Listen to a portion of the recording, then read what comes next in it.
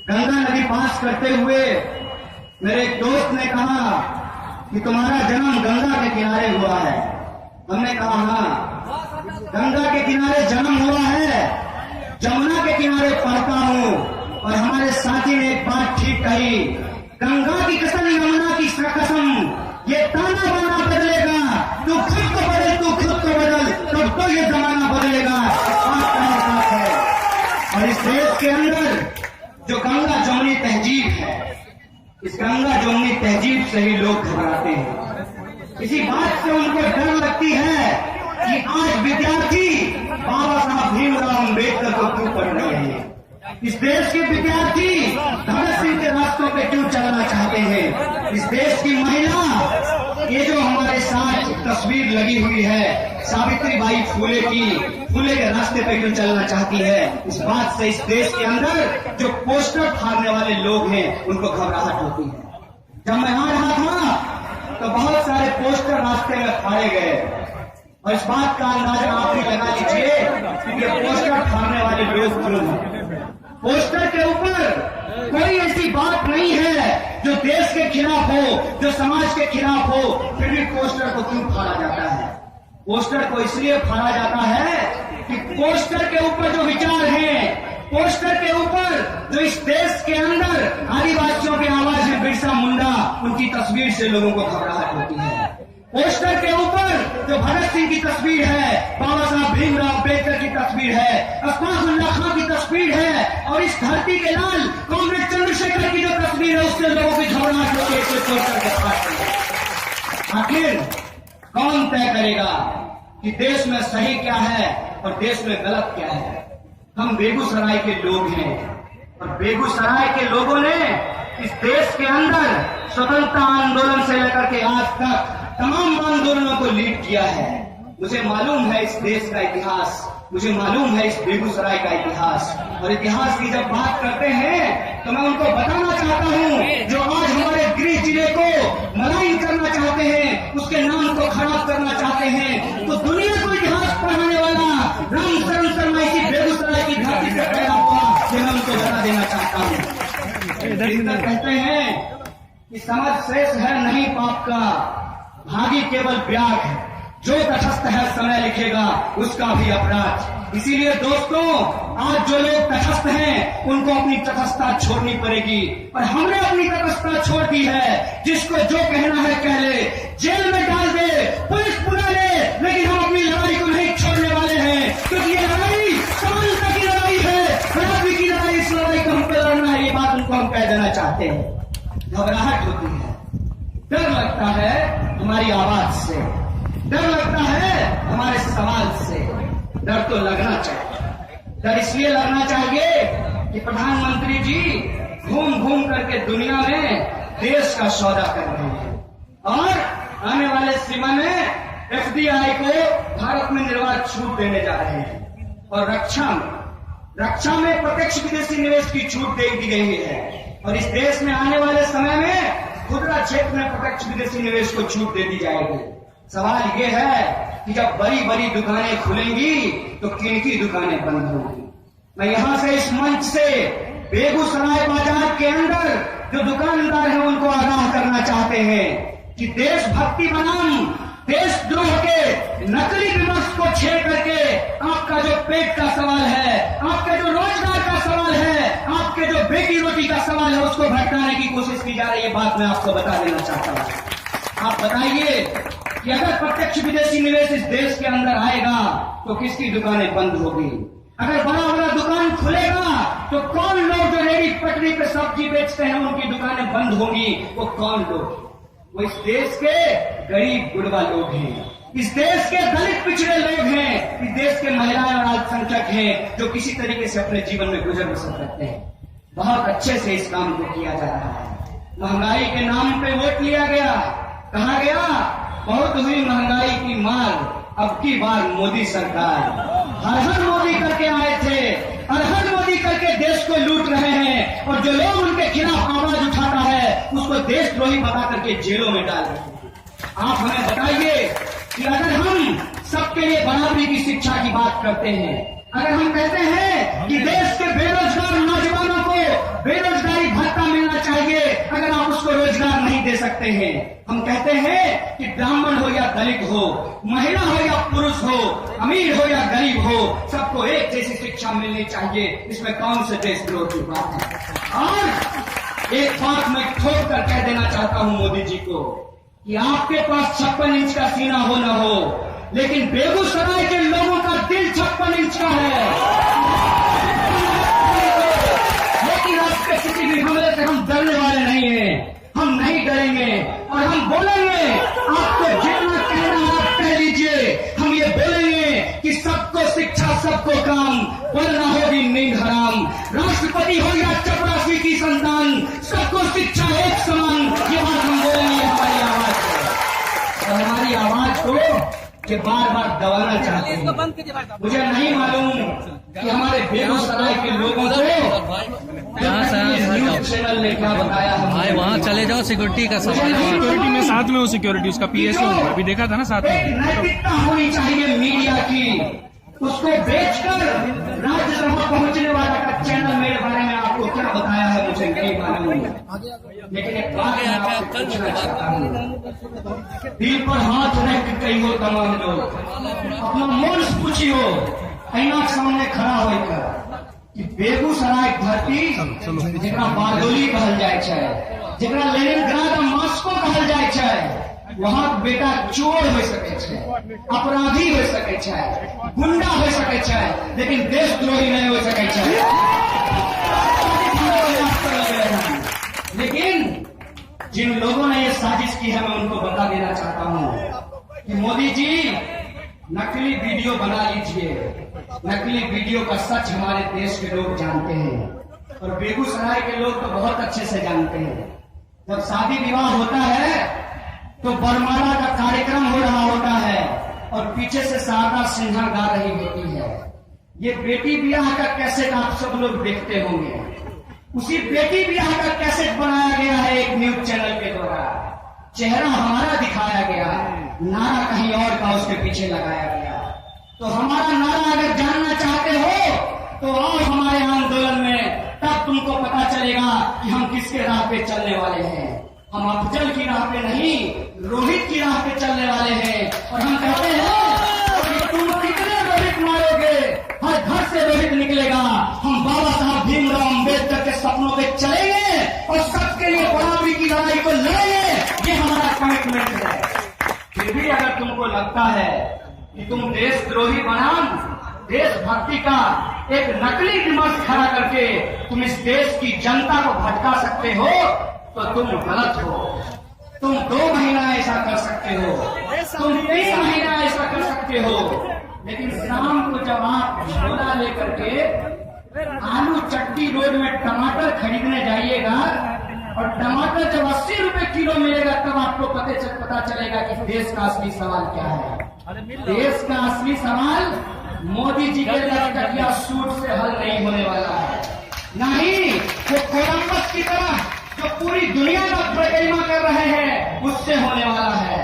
देश का असली सवाल इस देश के अंदर जो जवान सीमा पे मर रहे हैं उनकी विधवाओं को बेहतर पेंशन देने से होगा, उनके बच्चों को बेहतर रोजगार देने से होगा, उसको नई नौकरी देने से होगा। और इस देश के किसान जिसका बेटा सीमा पे मर रहा है, उस किसान ने जो खेती के अंदर संघर्ष किया है उसकी कीमत देने से होगा। लेकिन आप कीमत नहीं देते हैं, आप फांसी का फंदा देते हैं। आपने रोहित को फांसी का फंदा दिया, आप इस देश के किसानों को फांसी का फंदा दे रहे हैं। लेकिन याद रखिएगा कि रोहित ने भगत सिंह और बाबा साहब भीमराव अम्बेडकर के सपनों को चुना है और भगत सिंह को अंग्रेजों ने फांसी का फंदा दिया था। आज अंग्रेज नहीं है। आपका इतिहास अंग्रेजों के साथ चमचागिरी करने का इतिहास है। आप भी नहीं रहेंगे, मैं ये बात आपको बता देना चाहता हूँ। क्योंकि हम जिस संगठन से जुड़े हैं, ऑल इंडिया स्टूडेंट फेडरेशन, वो इस देश का पहला छात्र संगठन है।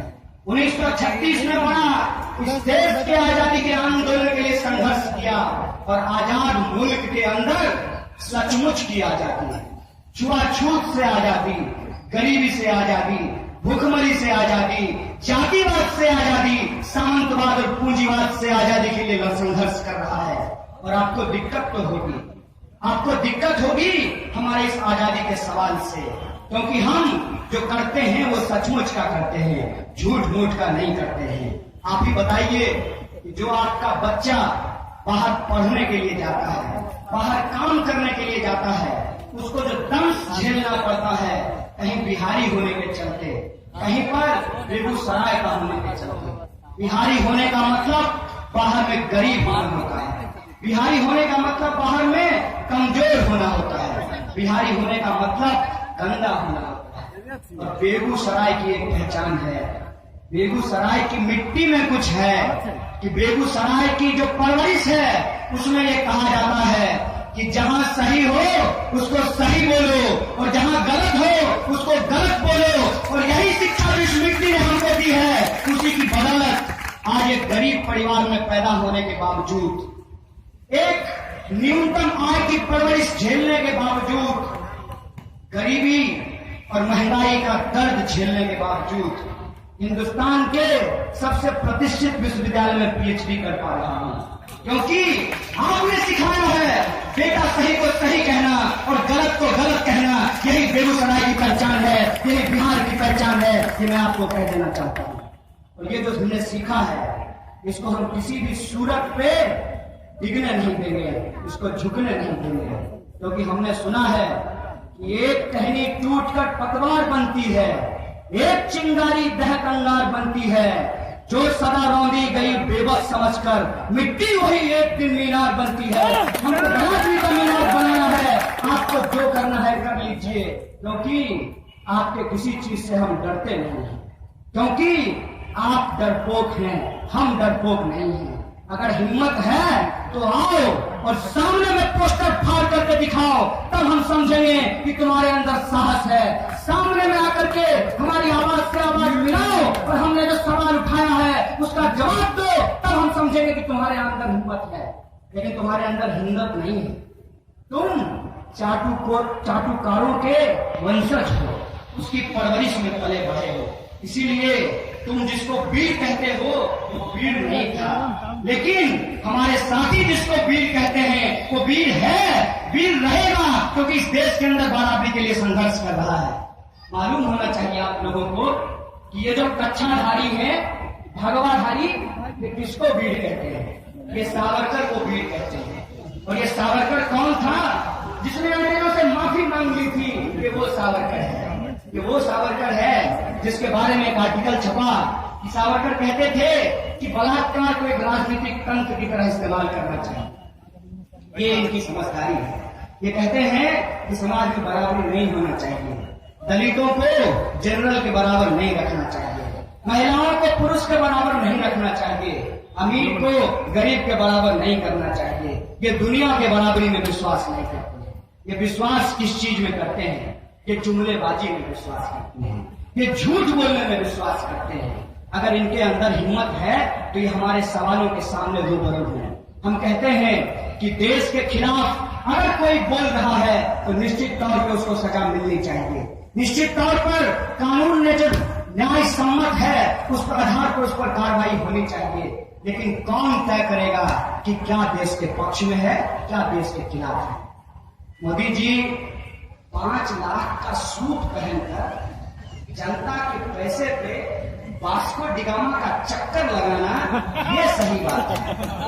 महंगाई की बात, गरीबी की बात, काले धन की बात चुनाव जीतने के लिए करना और चुनाव जीतकर भूल जाना, ये देश की बात है। मोदी जी, ये देश की बात नहीं है।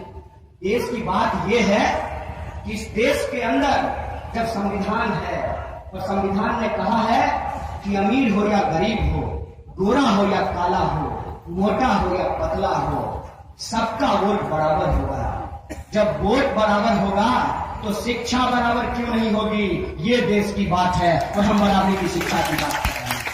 हम कहते हैं कि जो बातें चुनाव के दौरान की जाती है, चाहे 15 लाख रुपए की बात हो, चाहे महंगाई को कम करने की बात हो, चाहे बेरोजगारी को कम करने की बात हो, चुनाव जीत जाने के बाद अपने प्रधानमंत्री से, अपने शिक्षा मंत्री से सवाल करना, ये देश की बात है। ये मैं मोदी जी को कहना चाहता हूं। लेकिन किसको कहें किसको सुने और क्या कहें क्या सुने, ऐसी स्थिति इस देश के अंदर पैदा कर दी गई है। लेकिन एक बात का भरोसा है, और वो भरोसा हमको लोकतंत्र से आता है, हमारे संविधान से आता है। क्या देश है और क्या देशभक्ति है, इसको संघ कार्यालय में नहीं तय किया जाएगा, इसको संविधान से तय किया जाएगा कि क्या देशभक्ति है और क्या देशद्रोही है। और अगर हम देश की बात करेंगे तो देश सिर्फ उन लोगों से नहीं बनता जो इस देश को लूट रहे हैं। देश उनसे भी बनता है जिनको आज तक बिजली नसीब नहीं हुई, जिनको शिक्षा नसीब नहीं हुई, जिनको रोजगार नसीब नहीं हुआ, वो भी देश के लोग हैं। क्योंकि हमारा संविधान का प्रस्तावना कहता है हम भारत के लोग, और भारत के लोगों से देश बनता है। और भारत के लोगों के पक्ष में बात करना, देश के पक्ष में बात करना है, ये देशभक्ति की बात है। इसमें कोई देशद्रोह नहीं है। मोदी जी, ये बात मैं आपको कह रहा हूं। और ये इतना आसान नहीं है कि आप अपने खरीदे गए कुछ मीडिया चैनल से, झूठ से हमको डरा करके, धमका करके, जेल में डाल करके हमको हमारे सवाल से आप हटा देंगे, ये इतना आसान बात नहीं है। क्योंकि हम वो लोग हैं जो मरना तो पसंद करते हैं लेकिन झुकना पसंद नहीं करते। मोदी जी, आपने गलत किया है। गलत ये किया है कि आपने एक गरीब के सवाल का मजाक उड़ाया है। आपने इस देश के अंदर जो शोषितों पिछड़ों का सवाल है उसका मजाक उड़ाया है। हमारा मजाक हजारों साल से उड़ता आया है।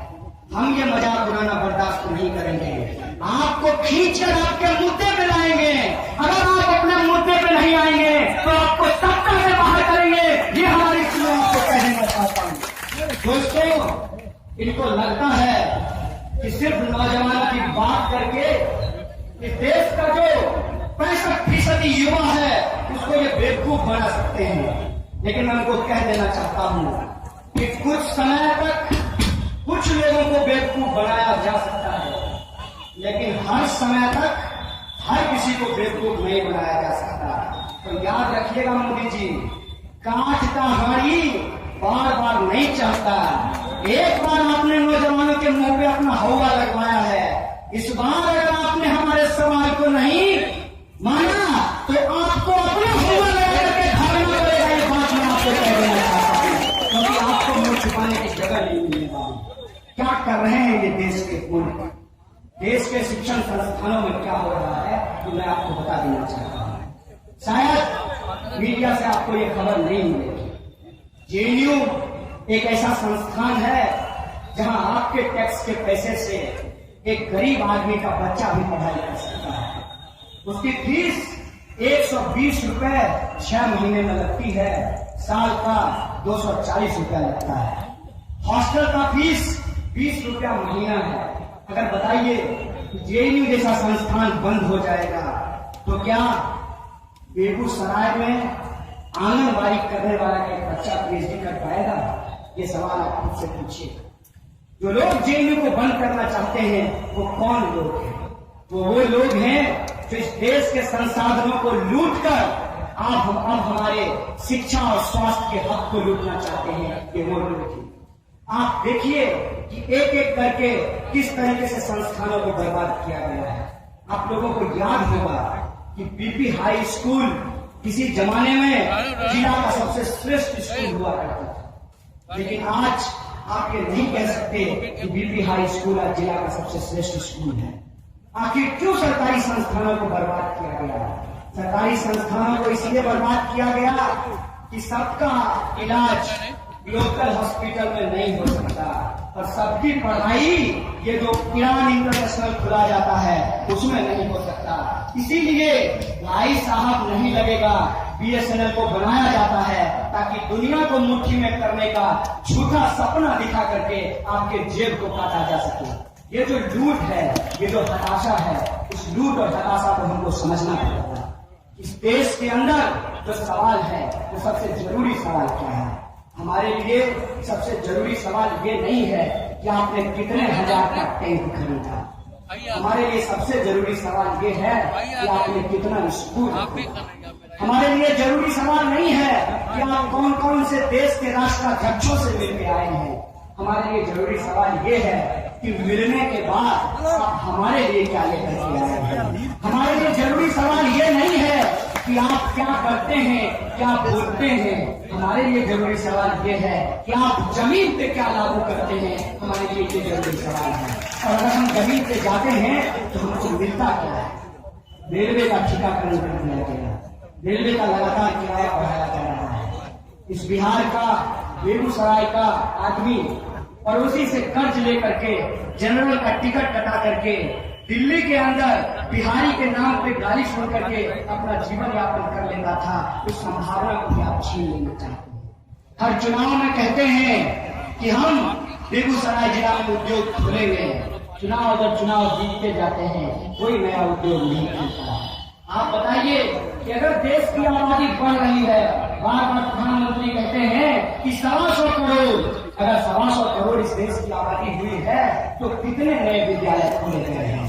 जिस स्कूल के प्रांगण में खड़ा हूँ मुझे मालूम है कि ये कोई नया स्कूल नहीं है, ये बहुत पुराना स्कूल है। आप बताइए कि कितने नए कॉलेज खोले गए, कितने नए स्कूल खोले गए। रोजगार के लिए जिला के अंदर एक एक्सचेंज हुआ करता था जिसमें बेरोजगार जाकर के अपना नाम लिखवाते थे। या तो रोजगार मिलता था या बेरोजगारी भत्ता मिलता था। बताइए आज उस एक्सचेंज का क्या हो गया है।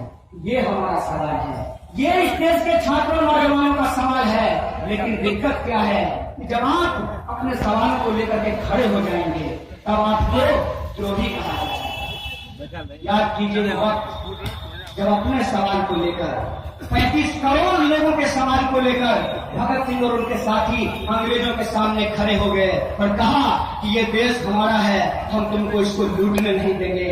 आज उसी तरीके से इस देश के छात्र और नौजवान अलग अलग विश्वविद्यालयों में खड़े हो गए हैं कि ये देश हमारा है, इस देश को हम लूटने नहीं देंगे। तो उनको आज देशद्रोही कहा जा रहा है। बात मैं आपको बता देंगे क्या हुआ था हैदराबाद सेंट्रल यूनिवर्सिटी में। हैदराबाद सेंट्रल यूनिवर्सिटी में दलित लड़का जिसकी मां सिलाई मशीन पे काम करके अपने बच्चे को साइंटिस्ट बनाना चाहती थी, उस लड़के को फांसी पे लटकने पे मजबूर किया गया। क्या कहा गया था माननीय मोदी जी के मंत्री के द्वारा। माननीय मोदी जी के मंत्री ने कहा था कि ये जो लड़का सामाजिक न्याय की बात कर रहा है, बाबा साहब भीमराव अंबेडकर के रास्ते पे चलकर सबके लिए समानता की बात कर रहा है, ये कास्टिज्म कर रहा है। और ये कास्टिज्म ये इसलिए कर रहा है क्योंकि ये इस देश को तोड़ देना चाहता है। साहब, कास्टिज्म की शुरुआत हमने नहीं की। कास्टिज्म इस देश की रग रग में बसा हुआ है। हम तो कास्टिज्म को खत्म करना चाहते हैं, हम तो कास्टिज्म को तोड़ करके एक बेहतर देश बनाना चाहते हैं। और आप कहते हैं कि हम देश तोड़ना चाहते हैं। हम देश नहीं तोड़ना चाहते। जो देश को बनाने वाले लोग हैं उनके साथ जो आम जनता का विश्वास जुड़ रहा है, आप उस विश्वास को तोड़ देना चाहते हैं। लेकिन याद रखिएगा मोदी जी कि ईमानदारी कभी हारती नहीं है। और हम अगर ईमानदार हैं, हमारे मुद्दे अगर सच्चे हैं, अगर हम इस देश के बहुसंख्यक के हक की बात कर रहे हैं तो हमारे मुद्दे को आप हरा नहीं सकते हैं। हमारा मुद्दा जरूर जीतेगा, समाज के अंदर सामाजिक न्याय जरूर आएगी। ये बात मैं आपको कह देना चाहता हूँ। जिस तरीके से रोहित वेमुला और उनके साथियों को एक फिल्म दिखाने के चलते, एक महज फिल्म दिखाने के चलते देशद्रोही कहा गया, उसी तरीके से जब हमारा वजीफा बंद कर दिया गया, वजीफा मतलब छात्रवृत्ति फेलोशिप, उसको जब बंद कर दिया गया तो हम ईरानी जी से पूछने गए कि मंत्री जी ये आप अभिनय तो बहुत अच्छा करते हैं, थोड़ा शिक्षा मंत्री का काम भी अच्छा से कर लीजिए, आपने हमारा वजीफा क्यों बंद कर दिया है। उन्होंने कहा कि आपका वजीफा बंद नहीं किया है, हमने एक कमेटी बनाई है। हमने कहा कमेटी किस बात के लिए बनाई है। कमेटी तो बननी चाहिए कि कैसे इस देश के तमाम नौजवान जो पीएचडी करना चाहते हैं, चाहे वो किसी जाति के हों, किसी धर्म के हों, किसी क्षेत्र के हों, उनको वजीफा मिलना चाहिए। उसके लिए कमेटी बननी चाहिए। लेकिन आपने इसके लिए कमेटी नहीं बनाई है। आपने कमेटी बनाई है वजीफा बंद करने का जो आपका निर्णय है उसका रिवीजन करने के लिए। देखिए, हम इसको मानने वाले नहीं हैं। आखिरकार उन्होंने हमारी बात मानी नहीं और हमने उनके खिलाफ आंदोलन शुरू किया। जब हमने उनके खिलाफ आंदोलन शुरू किया, इस आंदोलन को हमने कहा ऑक्यूपाई यूजीसी, जिसमें कहा गया fees must be for education for all. इस स्लोगन के साथ उस आंदोलन को शुरू किया गया। ये आंदोलन 90 दिनों तक चला। तो 90 दिनों के चलने के बावजूद जब उन्होंने हमारा वजीफा नहीं दिया, तब हम लोगों ने तय किया कि हम देश के एक एक विश्वविद्यालय में जाएंगे और अपने लोगों से, विद्यार्थियों से बात करके कहेंगे कि यह सरकार छात्र और नौजवान विरोधी सरकार है, यह सरकार दलित, पिछड़ा, आदिवासी, अल्पसंख्यक और महिला विरोधी सरकार है, यह सरकार गरीब, मजदूर और किसान विरोधी सरकार है। ये बात हम देश के विद्यार्थियों को बताएं। और इसी सिलसिले में प्रेसिडेंट बनने के बाद जो हमारा आंदोलन चल रहा था, तो मैं अपने जिले में जीडी कॉलेज में आकर के विद्यार्थियों के साथ आंदोलन किया था। और सिर्फ अपने जिले में नहीं, बिहार के अलग अलग विश्वविद्यालयों में जाकर के हमने विद्यार्थियों से बातचीत की, हमने मीटिंगें की। और सिर्फ बिहार में नहीं, पूरे देश के अंदर हमने ये मुहिम छेड़ा। इस मुहिम से घबराहट के बाद मोदी जी के तंत्र को लगा कि अगर विद्यार्थी सड़क पर आ गए तब तो बड़ी मुश्किल हो जाएगी। और इसीलिए उन्होंने एक तरीका अपनाया कि जहां जहां से आंदोलन होने की संभावना है, उन जगहों को अपने चमचों से भर दो। खुलेआम कहते हैं एक अभिनेता, मैं उनका नाम नहीं लेना चाहता, कि मैं मोदी जी का चमचा हूं। साहब, अगर चमचागिरी करना है तो आप फिल्मिस्तान छोड़िए और जाइए और मोदी जी के 7 आसियान में जाकर के उनका जो है चाटुकारिता कीजिए। लेकिन आप अभिनेता हैं, अगर आप अभिनय करते तो उनको बहुत अच्छा लगता। तो उनके जो चाटुकार चमचे थे, उनको अलग अलग जगहों का प्रधानमंत्री जी के द्वारा, शिक्षा मंत्री के द्वारा कहीं का कुलपति बना दिया गया, कहीं का निदेशक बना दिया गया।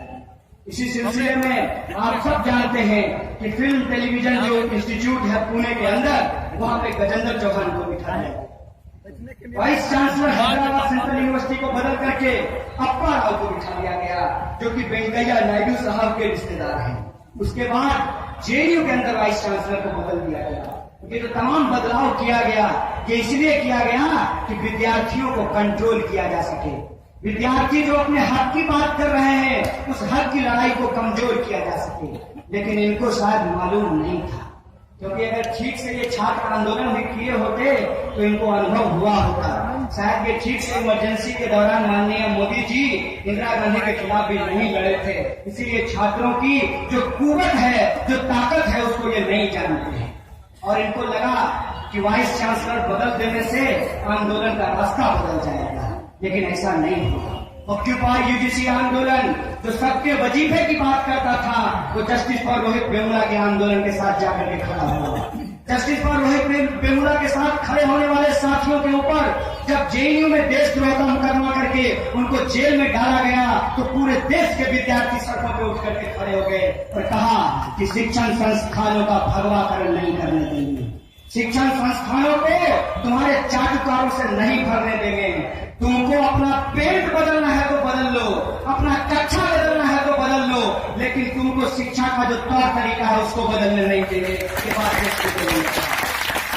अक्सर हम लोग संघियों के कक्षे पे सवाल उठाया करते थे और कहते थे कि इनको भारतीय संस्कृति से कोई लेना देना नहीं है। अगर इनको भारतीय संस्कृति से कोई लेना देना होता तो इनको मालूम होता कि इस देश के अंदर जो लोक परंपरा रही है, इस देश का जो इतिहास रहा है, वो गंगा जमुनी तहजीब का इतिहास रहा है। वो सभी संस्कृतियों का मिलकर के एक साथ एक संगम की तरह चलने का इतिहास रहा है। ये बात इनको मालूम होना चाहिए था, लेकिन इनको इतिहास से कोई लेना देना नहीं है। इतिहास में जो फेल कर जाए उसको इतिहास से क्या लेना देना है। आज पटना में कुछ पत्रकारों ने पूछा कि बिहार के अंदर टॉपर घोटाला हुआ है। हमने कहा ये तो होना ही था। होना इसलिए था कि जब देश के प्रधानमंत्री और शिक्षा मंत्री के ही डिग्री में घोटाला है, तब तो टॉपर आप ही बताइए कि देश के शिक्षा मंत्री इसलिए शिक्षा मंत्री नहीं बने हैं क्योंकि उनके पास शिक्षा बहुत अच्छी है। वो शिक्षा मंत्री इसलिए बने हैं क्योंकि वो सास बहू किया करती थी। तो आप बताइए, जब शिक्षा मंत्री ऐसी होंगी तो शिक्षा कैसा होगा, इसका अंदाजा आप लगा लीजिए। लेकिन खुशनसीबी है, संयोग है कि कुछ लोगों को अच्छी शिक्षा मिल गई है और उनको अच्छी शिक्षा मिल गई है तो उसी शिक्षा के अंदर कहा गया है कि आप जिस तबके से आते हैं, आप जिस समाज से आते हैं, उसके कल्याण के बारे में सोचिए, अपनी योग्यता का इस्तेमाल कीजिए समाज को बेहतर बनाने में। आपके सब्सिडी के पैसे से हम पढ़ते हैं, आपके टैक्स के पैसे से हम पढ़ते हैं, इसीलिए हम जानते हैं कि देश की समस्या क्या है और देश में होना क्या चाहिए। और देश की समस्या ये है कि आज भी इस देश के अंदर ऊंच नीच है, आज भी इस देश के अंदर गैर बराबरी है, आज भी इस देश के अंदर लोगों को एक तरीके की शिक्षा नहीं मिलती, आज भी इस देश के अंदर नौजवानों को बेरोजगारी के चलते अपना जान गंवाना पड़ता है। आज भी इस देश की स्थिति है कि लोगों को अपना घर बार छोड़कर, अपना माँ बाप छोड़कर दूसरी जगह जाकर गालियां सुनना पड़ता है। आज भी देश के अगर इस पर हम सवाल नहीं उठाते, अगर हम इस देश के नौजवानों के हक की बात नहीं करते, अगर हम इस देश के जो पिछड़े दलित, आदिवासी, महिला, गरीब, किसान और मजदूर लोग हैं उनके हक की बात नहीं करते हैं, तब ये देशद्रोह है, तब ये सब्सिडी के पैसे का गलत इस्तेमाल है, तब ये समाज के खिलाफ है, तब ये समाज और देश को तोड़ने की बात है। लेकिन हम तो इनके हक की बात करते हैं। आप बताइए, हम हक की बात करते हैं, वो हमें बात कहने से रोकते हैं। कौन देशद्रोही है ये आप खुद तय कर लीजिए। ये सवाल मैं आपके ऊपर छोड़ता हूं। दोस्तों, एक गंभीर दौर में आज हम लोग जी रहे हैं। गंभीर दौर इसलिए है, बेगूसराय जिला के अंदर जो एक सांस्कृतिक परंपरा रही है, जो प्रॉस्पेरिटी रही है, जो खुशहाली रही है, आज उसको दोबारा क्लेम करने की जरूरत है। मुझे याद है जब एकता के साथ यहाँ गा रहे थे, मुझे अपना दिन याद आया कि मैंने कभी एकता के लोगों के साथ घूम घूम कर गाता था। उस वक्त एक गाना गाया जाता था, मालूम नहीं कि आज गाया जाता है कि नहीं। झोपड़ी के चर्चा ने महल के नारा, गांधी जी के भजन करे गांधी के हत्यारा। ये गांधी जी का भजन कर रहे हैं, गांधी जी का चश्मा पोस्टर पे लगा करके। इनको पूछना चाहते हैं कि गांधी जी का मारा कौन? गोडसे, जिसकी तुम पूजा करते हो, गोडसे जिसको तुम आतंकवादी नहीं कहते हो। हम तो कहते हैं कि अगर अफजल गुरु आतंकवादी है तो गोडसे भी आतंकवादी है हिम्मत तो करो तुम, हम दोनों को आतंकवादी कहने को तैयार है। लेकिन सवाल ये है कि आतंकवाद हमारे देश में आता कैसे है? आतंकवाद की जो सबसे बड़ी जड़ है वो अशिक्षा और गरीबी है। अगर इस देश के अंदर अगर हम शांति स्थापित करना चाहते हैं, एक लाइन है दिनकर जी की, शांति नहीं तब तक जब तक सुखभाग न नरकासन होगा, नहीं किसी को बहुत अधिक और नहीं किसी को कम होगा। अगर इस देश के अंदर गैर बराबरी रहेगी, अगर समाज के अंदर गैर बराबरी रहेगी तो आतंक भी रहेगा, अशांति भी रहेगी। अगर आप शांति लाना चाहते हैं तो बराबरी की बात करिए, लेकिन आप बराबरी की बात कैसे करें? अगर आप बराबरी की बात करेंगे तो आपको बराबरी की बात करने का नजरिया होना चाहिए। और सिर्फ बात करने से क्या होता है? मोदी जी, बात तो आप बहुत अच्छा कर लेते हैं, चलिए 2 साल बीत गया है, बात करना बंद कीजिए, थोड़ा काम करके दिखाइए। मैं आपसे पूछना चाहता हूं, कल परसों एक इंटरव्यू सुना था, इन्होंने सेटिंग किया था उस इंटरव्यू का, मोदी जी ने। ये सेटिंग करके ही सब कुछ करते हैं। सेटिंग ऐसे किया कि सवाल दे दिया और कहा कि जवाब ले लो, इसका जवाब क्या होना चाहिए, और दोनों तैयार करके, सवाल जवाब दोनों तैयार करके इंटरव्यू दिया। और उस इंटरव्यू में कहा कि दुनिया घूमना इसलिए जरूरी है कि दुनिया को बताना चाहता हूं कि असली मोदी क्या है। सही बात है मोदी जी, देश की जनता भी असली मोदी खोज रही है। जब देश के ऊपर हमला हुआ पठानकोट में तो वो मोदी कहां चला गया जिसको भाजपाई शेर कहा करते थे? वो मोदी कहां चला गया जब अरहर 200 रुपए किलो बिकने लगा और टमाटर को देखकर लोग खरीदने से पहले ही लाल होने लगे? वो कहां चला गया जो कहता था कि काला धन आएगा? काला धन तो नहीं आया, उल्टे प्रधानमंत्री भी बाहर चला गया है और बाहर ही रहता है। ये तो परिस्थिति देश के अंदर है। उस परिस्थिति में हमारे सामने रास्ता क्या हम यहाँ आए हैं आप लोगों के सामने चंद बातें हमने की, कुछ लोगों को लगेगा कि अपनी सफाई में बोल रहा है, कुछ लोगों को लगेगा कि सच बोल रहा है। मैं इस कचरे में नहीं पड़ना चाहता। हमारा सवाल है कि देश में होना क्या चाहिए, और ये सवाल बार बार इस देश के खास करके छात्रों और नौजवानों को पूछना पड़ेगा कि इस देश में होना क्या चाहिए। भाई साहब, कर लो दुनिया मुट्ठी में, विज्ञापन देख लेने से मुट्ठी में दुनिया नहीं हुई। जैसे अब की बार मोदी सरकार कहने से महंगाई कम हो जाती, वो महंगाई कम नहीं हुई। आखिर इन विज्ञापनों से निकलकर, इन जुमलों से निकलकर, इन झूठ और प्रोपगेंडों से निकल करके इस देश में होना क्या चाहिए। हमको लगता है कि देश का जो सबसे जरूरी सवाल है वो सवाल है शिक्षा का सवाल। अगर लोगों के पास शिक्षा नहीं हो तो हम कैसा समाज बनाना चाहते हैं, हम किस तरीके की समाज का कल्पना करते हैं। समाज ऐसा होना चाहिए जहां लोग सुख चैन से, शांति से, बराबरी से रह सकें। लेकिन जो जुल्मी लोग हैं वो शांति समाज में होने नहीं देना चाहते। मगही के एक कवि हुए थे, मथुरा प्रसाद नवीन। वो कहते थे, जुल्मी बढ़ लो कहूं बढ़ जा, दुश्मन के छाती पर चढ़ जा, भूख से तरफ के मरना का है, मरने होकर लड़के मर जा। देश में क्या होना चाहिए, सवाल अगर हमारे सामने है तो सवाल ये है कि इस देश में सबको शिक्षा मिलनी चाहिए, सबको काम मिलना चाहिए, और ये बातें सिर्फ चुनाव में नहीं होनी चाहिए कि हर 5 साल में एक हेलीकॉप्टर आएगा उड़न तस्तरी की तरह जो चुनाव के बाद दिखता नहीं है, और कुछ भाषणबाजी होगा और लोग भाषण देकर के चले जाएंगे।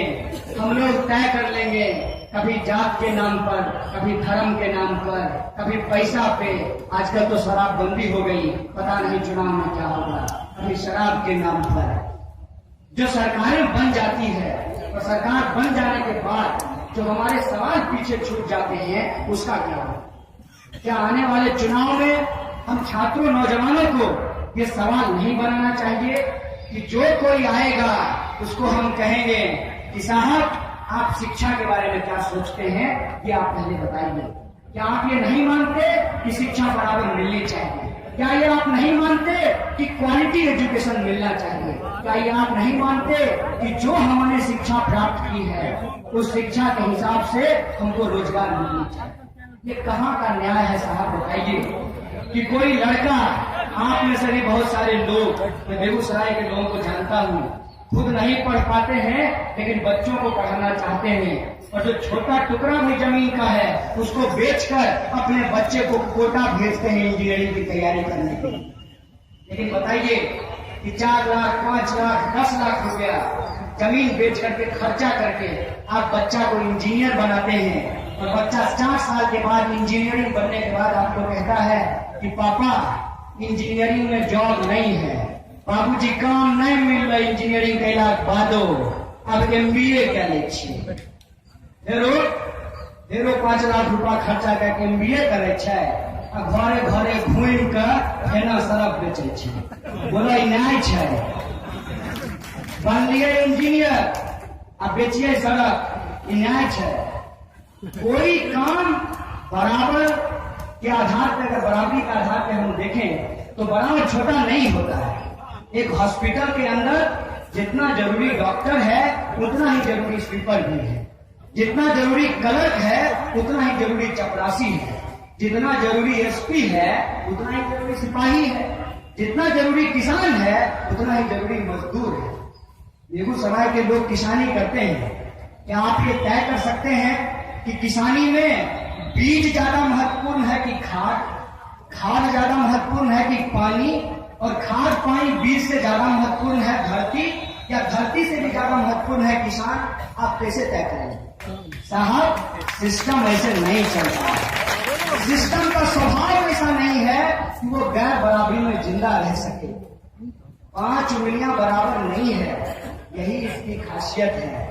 ये बराबर ना होते हुए भी इसका बराबर का इम्पोर्टेंस है, इस इम्पोर्टेंस को समझिए।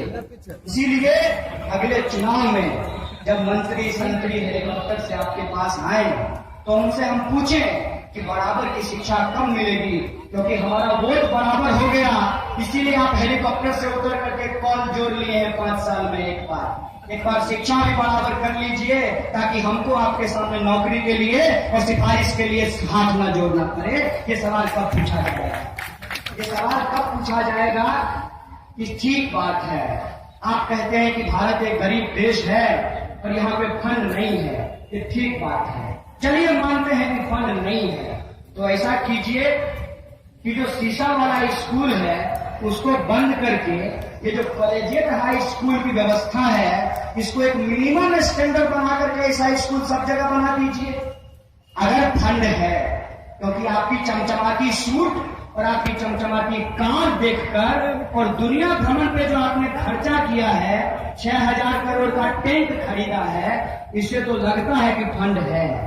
अगर फंड है तो सबको शीशा वाला स्कूल में पहुंचा दीजिए। मोदी जी, चाय वाले का बेटा थे ना, क्यों नहीं ऐसा शिक्षा व्यवस्था बनाते हैं जिसमें चाय वाले का बेटा भी पढ़ पर। असल बात यह है कि आपने चाय बेचा या नहीं बेचा ये नहीं मालूम, लेकिन आप देश जरूर बेच देंगे ये आपके। आप चुनाव में कुछ और होते हैं और चुनाव के बाद कुछ और हो जाते हैं, और ये सिर्फ मोदी जी नहीं होते हैं। आपको लगेगा कि ऐसा तो हर कोई होता है। जब ऐसा हर कोई होता है तो एक बात याद रखिएगा, तख्त बदल दो, ताज बदल दो, बेईमानों का राज बदल दो, जो भी बेईमानी करेगा उसको सत्ता से उठा कर धरती पे लाएंगे। कि आइए जरा हमारे साथ बैठिए, या तो बोरा वाले स्कूल में पढ़ने वालों को शीशा वाले में पहुंचाइए, या शीशा वाले को भी पकड़ करके बोरा वाले में लेकर के आएंगे। जब शिक्षा बराबर होगी और सबको शिक्षा मिलेगा, तब पता चलेगा कि इतिहास क्या है। और आप में से बहुत सारे लोग इतिहास पढ़े होंगे। कितने लोगों को ये मालूम होगा कि आज हूल दिवस है? नहीं, आज हूल दिवस है, इसकी जानकारी बहुत सारे लोगों को नहीं है, और इसकी जानकारी आपको दी भी नहीं है। आपको सिक्योरिटी में जब बहस छिड़ा है देशभक्ति और देश की गद्दारी पे, तो एक बात मैं आपको बता देना चाहता हूँ। बिरसा मुंडा, सिद्धू कानू, इन्होंने इस देश के अंदर आदिवासियों को संगठित करके अंग्रेजों के खिलाफ संघर्ष शुरू किया था। और सिद्धू कानू ने जो आंदोलन शुरू किया था, उसी आंदोलन को, जिसको हूल आंदोलन कहते हैं, उसी के याद में आज 30 जून को हूल दिवस मनाया जाता है। और जो उस परंपरा, उस विरासत को मानने वाले लोग हैं, वो एक दूसरे को हूल जोहार कहते हैं। ये हूल दिवस है, लेकिन हूल जोहार और हूल दिवस से किसी को क्या लेना देना? लेना देना तो बस आदिवासी के वोट से है। तो मोदी जी, बिरसा मुंडा का फोटो तो लगा लिए, ये बताइए कि FDI जो आपने लाया है, विदेशी पैसा जो आपने इस देश में लाया है, आप में और ईस्ट इंडिया कंपनी में क्या फर्क है? ये बात मैं आपसे पूछना चाहता हूँ। आज ये बात बिल्कुल आमने सामने हो गई है। ये लड़ाई हिंदुस्तान बनाम संघिस्तान की है, और जो इस देश को संघिस्तान बनाना चाहते हैं वो देश के गद्दार हैं, वो अंग्रेजों के यार हैं। और जो हिंदुस्तान की लड़ाई लड़ रहे हैं वो बिरसा मुंडा की लड़ाई को आगे बढ़ा रहे हैं, FBI का विरोध कर रहे हैं, निजीकरण का विरोध कर रहे हैं। आप तय कर लीजिए कि क्या देशभक्ति और क्या देश की गद्दारी है। इतिहास जब पढ़ेंगे तो अपना इतिहास पूछेंगे, जातिवाद जब पढ़ेंगे तो अपने जाति के सवाल को पूछेंगे। जब इस देश के अंदर नई शिक्षा व्यवस्था लाई जाएगी, तब उसमें वो तय किया जाएगा कि किसी को भी फांसी पर लटकने नहीं दिया जाएगा। चाहे बच्चा अमीर का हो या गरीब का हो, सबको करने की सुरक्षा नहीं दी जाएगी। तो सवाल देश के सामने ये नहीं है कि आप NSG में भारत को लेके जाते हैं कि नहीं जाते हैं। आप बेशक लेके जाइए, NSG में लेके जाइए, PIG में लेके जाइए, TIG में लेके जाइए। आप जो है संयुक्त राष्ट्र संघ के अध्यक्ष बन जाइए, इससे हमको दिक्कत नहीं है। हमारा सवाल ये है कि NSG में जाने के बाद क्या इस देश के लोगों को बराबर शिक्षा मिलेगी कि नहीं मिलेगी? हमारा सवाल है कि इस देश के अंदर जो बेरोजगारी है वो बेरोजगारी कम होगी कि नहीं होगी? हमारा सवाल है कि जो काला धन है वो वापस आएगा प्रधानमंत्री के साथ कि नहीं, और लोगों के खाते में पहुंचेगा कि नहीं, हमारा सवाल ये है। हमको लगता है कि राजनीति सिर्फ ये नहीं है कि आप 5 साल में एक बार वोट दे दीजिए और अपनी जिम्मेदारी से भूल जाइए कि आपकी जिम्मेदारी क्या है। इस देश के अंदर जब एक एक चीज राजनीति से तय हो रही है, साथियों हमको अपनी राजनीति तय करनी है। और हम विद्यार्थी हैं, विद्यार्थी के बारे में भगत सिंह कहते थे कि विद्यार्थियों का खास काम है पढ़ाई करना, उन्हें इसका पूरा ध्यान रखना चाहिए, लेकिन उन्हें इस बात का भी ध्यान रखना चाहिए कि उनके समाज के अंदर जो शोषण है उस शोषण का खात्मा करना है, उस शोषण को खत्म करके समाज के अंदर बराबरी लानी है, इस बात का भी उनको ध्यान रखना चाहिए।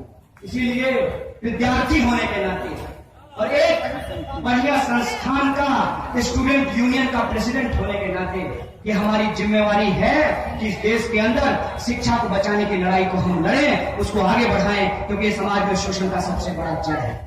जो सामाजिक अत्याचार है उसको खत्म करके हम सामाजिक न्याय की लड़ाई को आगे बढ़ाएं। जो पितृसत्तात्मक सोच है उसको खत्म करके महिलाओं के बराबरी की हक की बात करें। ये परिस्थिति आज हमारे सामने है, और अगर हम ऐसा करते हैं और ऐसा करने के लिए अगर कुछ लोग हमको देशद्रोही भी कहते हैं तो इस बात से हमको फर्क नहीं पड़ता, क्योंकि हम बात बदलने में, जुमला करने में विश्वास नहीं करते, हम समाज बदलने में विश्वास करते हैं। ये बात मैं उनको कह देना चाहता हूँ। बतौलेबाजी से कुछ नहीं होता, बतौलेबाजी से देश नहीं बदलता, जनता के बीच जमीन पे उतर करके काम करने से देश बदलता है। और हम विद्यार्थी होने के नाते समाज की यह जिम्मेवारी लेना चाहते हैं कि समाज में शिक्षा का सवाल हमारे लिए सबसे अहम सवाल है, बेरोजगारी का सवाल हमारे लिए सबसे अहम सवाल है, और शिक्षा और बेरोजगारी का जो सवाल है उसको हम सामाजिक न्याय के साथ जोड़ करके, लैंगिक न्याय के साथ जोड़ करके हासिल करना चाहते हैं। इसके लिए सरकारों को जो करना है कर ले, पुलिस बुला ले, जेल डाल दे, प्रेस को ही बता दे, हम अपने रास्ते में रुकने नहीं वाले हैं। और हमारा ये संघर्ष, हमारी ये लड़ाई तब तक जारी रहेगी जब तक देश के अंदर समानता स्थापित नहीं हो जाती, समतामूलक समाज नहीं बन जाता, तब तक ये लड़ाई जारी रहेगी। कलर को की अफसरदा जानो के ना किर्म खुर्दा दिलों और ज़बानों के नाम, पोस्टमैनों के नाम, ताने वालों के नाम, रेलबानों के नाम,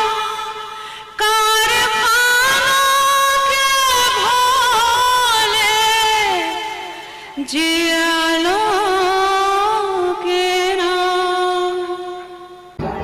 अगर हम इस देश के नौजवानों के हक की बात नहीं करते, अगर हम इस देश के जो पिछड़े दलित, आदिवासी, महिला, गरीब, किसान और मजदूर लोग हैं उनके हक की बात नहीं करते हैं, तब ये देशद्रोह है, तब ये सब्सिडी के पैसे का गलत इस्तेमाल है, तब ये समाज के खिलाफ है, तब ये समाज और देश को तोड़ने की बात है। लेकिन हम तो इनके हक की बात करते हैं। आप बताइए, हम हक की बात करते हैं, वो हमें बात कहने से रोकते हैं। कौन देशद्रोही है ये आप खुद तय कर लीजिए। ये सवाल मैं आपके ऊपर छोड़ता हूं। दोस्तों, एक गंभीर दौर में आज हम लोग जी रहे हैं। गंभीर दौर इसलिए है, बेगूसराय जिला के अंदर जो एक सांस्कृतिक परंपरा रही है, जो प्रॉस्पेरिटी रही है, जो खुशहाली रही है, आज उसको दोबारा क्लेम करने की जरूरत है। मुझे याद है जब एकता के साथ यहाँ गा रहे थे, मुझे अपना दिन याद आया कि मैंने कभी एकता के लोगों के साथ घूम घूम कर गाता था। उस वक्त एक गाना गाया जाता था, मालूम नहीं कि आज गाया जाता है कि नहीं। झोपड़ी के चर्चा ने महल के नारा, गांधी जी के भजन करे गांधी के हत्यारा। ये गांधी जी का भजन कर रहे हैं, गांधी जी का चश्मा पोस्टर पे लगा करके। इनको पूछना चाहते हैं कि गांधी जी का मारा कौन? गोडसे, जिसकी तुम पूजा करते हो, गोडसे जिसको तुम आतंकवादी नहीं कहते हो।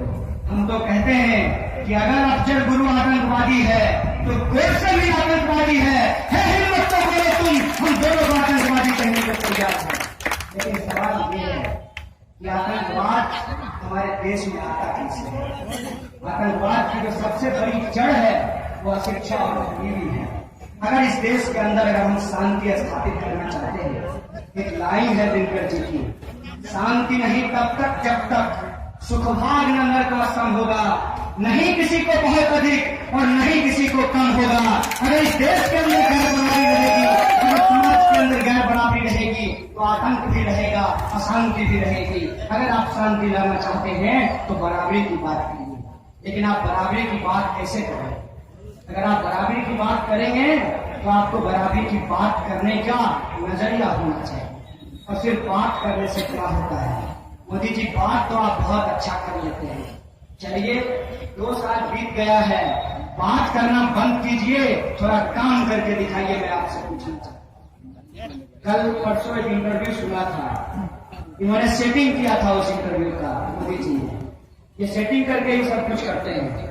सेटिंग ऐसे किया कि सवाल दे दिया और कहा कि जवाब ले लो, इसका जवाब क्या होना चाहिए, और दोनों तैयार करके सवाल जवाब दोनों तैयार करके इंटरव्यू दिया। और उस इंटरव्यू में कहा कि दुनिया घूमना इसलिए जरूरी है कि दुनिया को बताना चाहता हूं कि असली मोदी क्या है। सही बात है मोदी जी, देश की जनता भी असली मोदी खोज रही है। जब देश के ऊपर हमला हुआ पठानकोट में, तो वो मोदी कहां चला गया जिसको भाजपाई शेर कहा करते थे? वो मोदी कहां चला गया जब अरहर 200 रुपए किलो बिकने लगा और टमाटर को देखकर लोग खरीदने से पहले ही लाल होने लगे? वो कहां चला गया जो कहता था कि काला धन आएगा? काला धन तो नहीं आया, उल्टे प्रधानमंत्री भी बाहर चला गया है और बाहर ही रहता है। ये तो परिस्थिति देश के अंदर है। उस परिस्थिति में हमारे सामने रास्ता क्या हम यहाँ आए हैं आप लोगों के सामने चंद बातें हमने की। कुछ लोगों को लगेगा कि अपनी सफाई में बोल रहा है, कुछ लोगों को लगेगा कि सच बोल रहा है। मैं इस पचड़े में नहीं पड़ना चाहता। हमारा सवाल है कि देश में होना क्या चाहिए, और ये सवाल बार बार इस देश के खास करके छात्रों और नौजवानों को पूछना पड़ेगा कि इस देश में होना क्या चाहिए। भाई साहब, कर लो दुनिया मुट्ठी में, विज्ञापन देख लेने से मुट्ठी में दुनिया नहीं हुई। जैसे अब की बार मोदी सरकार कहने से महंगाई कम हो जाती, वो महंगाई कम नहीं हुई। आखिर इन विज्ञापनों से निकलकर, इन जुमलों से निकलकर, इन झूठ और प्रोपेगेंडों से निकल करके इस देश में होना क्या चाहिए? हमको लगता है कि देश का जो सबसे जरूरी सवाल है वो सवाल है शिक्षा का सवाल। अगर लोगों के पास शिक्षा नहीं हो तो हम कैसा समाज बनाना चाहते हैं? हम किस तरीके की समाज का कल्पना करते हैं? समाज ऐसा होना चाहिए जहां लोग सुख चैन से, शांति से, बराबरी से रह सकें। लेकिन जो जुल्मी लोग हैं वो शांति समाज में होने नहीं देना चाहते। मगही के एक कवि हुए थे, मथुरा प्रसाद नवीन, वो कहते थे, जुल्मी बढ़ लो तहू बढ़ जा, दुश्मन के छाती पर चढ़ जा, भूख से तरफ के मरना का है, मरने होता लड़के मर जा। देश में क्या होना चाहिए, सवाल अगर हमारे सामने है तो सवाल ये है कि इस देश में सबको शिक्षा मिलनी चाहिए, सबको काम मिलना चाहिए, और ये बातें सिर्फ चुनाव में नहीं होनी चाहिए कि हर 5 साल में एक हेलीकॉप्टर आएगा उड़न तस्करी की तरह जो चुनाव के बाद दिखता नहीं है, और कुछ भाषणबाजी होगा और लोग भाषण देकर के चले जाएंगे। हम लोग तय कर लेंगे, कभी जात के नाम पर, कभी धर्म के नाम पर, कभी पैसा पे। आजकल तो शराबबंदी हो गई, पता नहीं चुनाव में क्या होगा। कभी शराब के नाम पर जो सरकारें बन जाती है, और सरकार बन जाने के बाद जो हमारे सवाल पीछे छूट जाते हैं, उसका क्या होगा? क्या आने वाले चुनाव में हम छात्रों, नौजवानों को ये सवाल नहीं बनाना चाहिए कि जो कोई आएगा उसको हम कहेंगे कि साहब आप शिक्षा के बारे में क्या सोचते हैं, ये आप पहले बताइए। क्या आप ये नहीं मानते कि शिक्षा बराबर मिलनी चाहिए? क्या ये आप नहीं मानते कि क्वालिटी एजुकेशन मिलना चाहिए? क्या ये आप नहीं मानते कि जो हमने शिक्षा प्राप्त की है उस शिक्षा के हिसाब से हमको रोजगार मिलना चाहिए? ये कहाँ का न्याय है साहब, बताइए। कि कोई लड़का, आप में से भी बहुत सारे लोग, मैं बेगूसराय के लोगों को जानता हूँ, खुद नहीं पढ़ पाते हैं लेकिन बच्चों को पढ़ाना चाहते हैं, और जो छोटा टुकड़ा भी जमीन का है उसको बेचकर अपने बच्चे को कोटा भेजते हैं इंजीनियरिंग की तैयारी करने के लिए। लेकिन बताइए कि 4 लाख 5 लाख 10 लाख रुपया जमीन बेच करके खर्चा करके आप बच्चा को इंजीनियर बनाते हैं, और बच्चा 4 साल के बाद इंजीनियरिंग बनने के बाद आपको कहता है कि पापा इंजीनियरिंग में जॉब नहीं है, बाबूजी काम नहीं मिल रहा इंजीनियरिंग कैला बादो, अब MBA क्या लीजिए। ढेरो 5 लाख रुपया खर्चा करके MBA करे छे, आ घरे घरे घूम कर फेना सरफ बेचे छे। बोला न्याय छे, बनलिए इंजीनियर आ बेचिए सड़क, न्याय छे। कोई काम बराबर क्या सिर्फ उन लोगों से नहीं बनता जो इस देश को लूट रहे हैं। देश उनसे भी बनता है जिनको आज तक बिजली नसीब नहीं हुई, जिनको शिक्षा नसीब नहीं हुई, जिनको रोजगार नसीब नहीं हुआ, वो भी देश के लोग हैं। क्योंकि हमारा संविधान का प्रस्तावना कहता है हम भारत के लोग, और भारत के लोगों से देश बनता है। और भारत के लोगों के पक्ष में बात करना, देश के पक्ष में बात करना है, ये देशभक्ति की बात है, इसमें कोई देशद्रोह नहीं है। मोदी जी ये बात मैं आपको कह रहा हूं, और ये इतना आसान नहीं है कि आप अपने खरीदे गए कुछ मीडिया चैनल से झूठ से हमको डरा करके, धमका करके, जेल में डाल करके हमको हमारे सवाल से आप हटा देंगे। ये इतना आसान बात नहीं है, क्योंकि हम वो लोग हैं जो मरना तो पसंद करते हैं लेकिन झुकना पसंद नहीं करते। मोदी जी आपने गलत किया है। गलत ये किया है कि आपने एक गरीब के सवाल का मजाक उड़ाया है। आपने इस देश के अंदर जो शोषितों पिछड़ों का सवाल है उसका मजाक उड़ाया है। हमारा मजाक हजारों साल से उड़ता आया है, हम ये मजाक उड़ाना बर्दाश्त नहीं करेंगे। आपको खींचकर आपके मुद्दे पे लाएंगे। अगर आप अपने मुद्दे पे नहीं आएंगे तो आपको सत्ता से बाहर करेंगे। ये हमारी आपको कहना चाहता हूँ।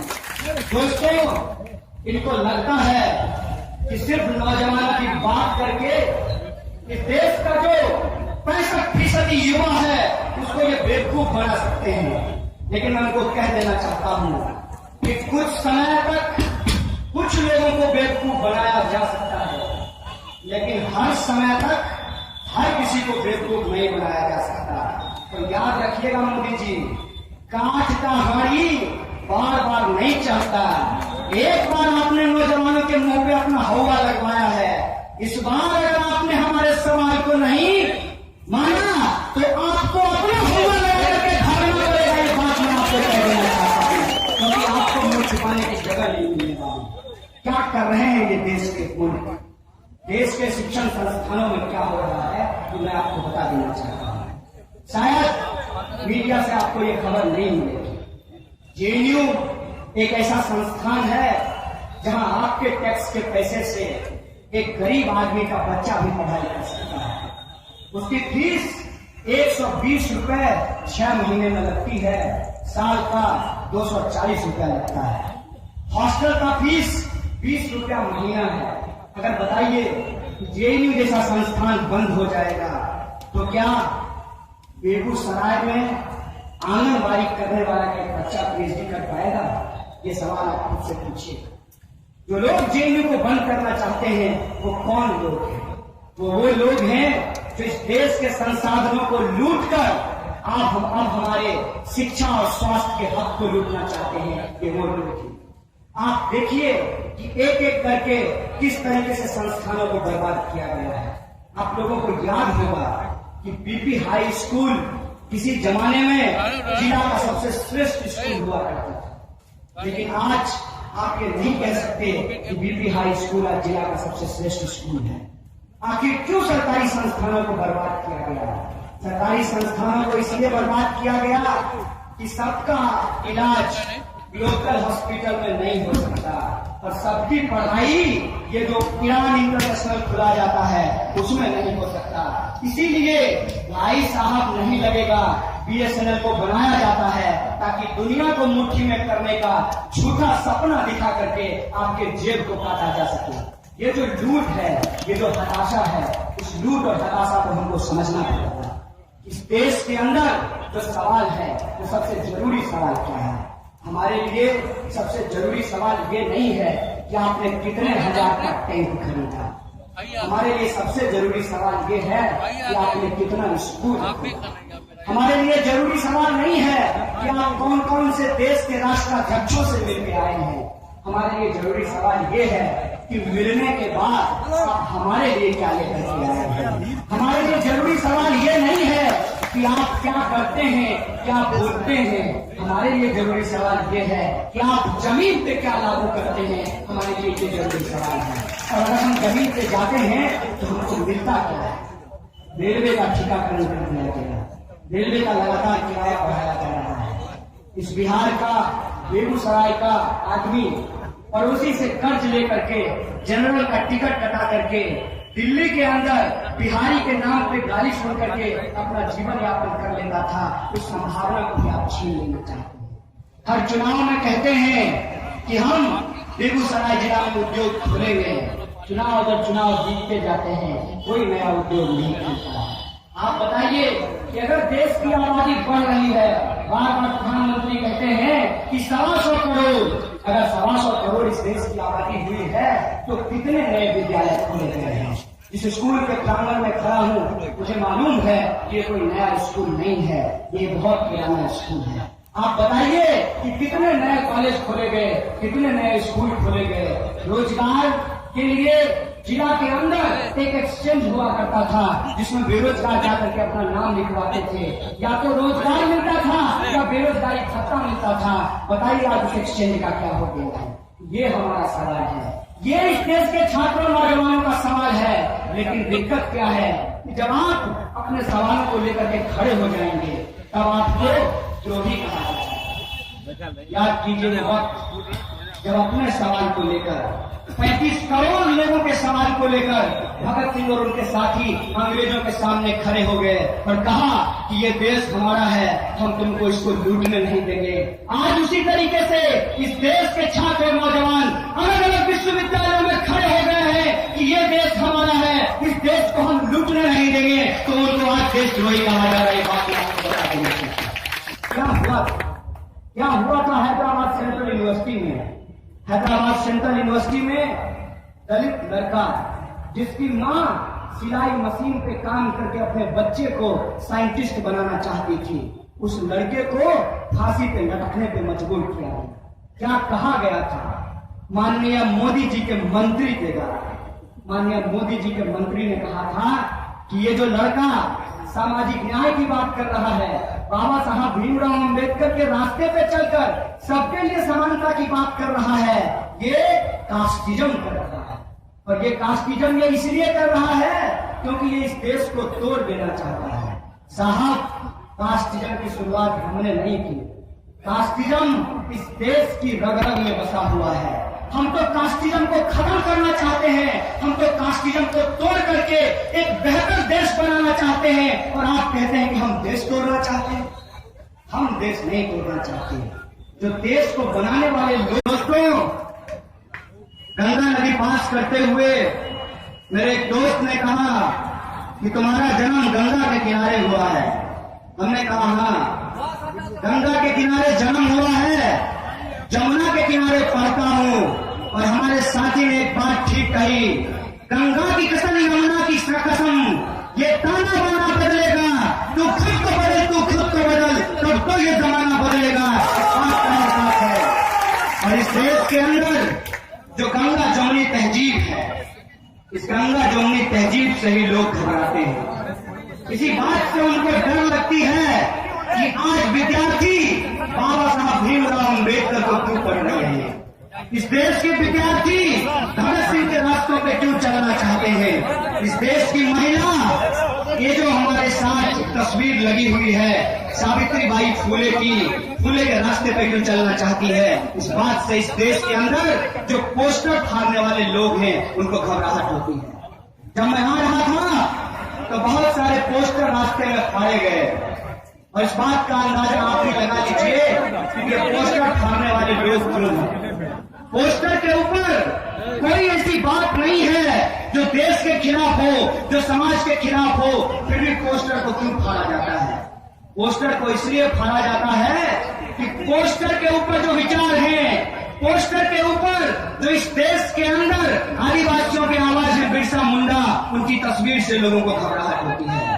पोस्टर के ऊपर जो भगत सिंह की तस्वीर है, बाबा साहब भीमराव अम्बेडकर की तस्वीर है, अशफाकुल्लाह खां की तस्वीर है, और इस धरती के लाल कॉमरेड चंद्रशेखर की जो तस्वीर है, उससे लोगों की घबराहट होती है। पोस्टर के साथ आखिर कौन तय करेगा कि देश में सही क्या है और देश में गलत क्या है?